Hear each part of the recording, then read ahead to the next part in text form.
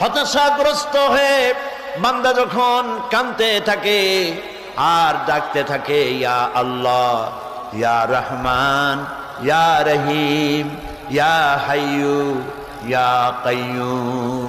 একটুখানি তাহাজ্জুদে ওঠেন, গভীর রাত্রে ঘরের সবাই যখন ঘুমানো, আপনি তখন উঠুন, উজু করে একাকী রুমের ভিতরে ঢুকে তাহাজ্জুদের নামাজ আদায় করে চোখ বন্ধ করে যদি ডাকতে থাকেন মধুর সুরে, ইয়া আল্লাহু, ইয়া রহমানু, ইয়া রহিমু, ইয়া হাইয়ু, ইয়া কাইয়ুম।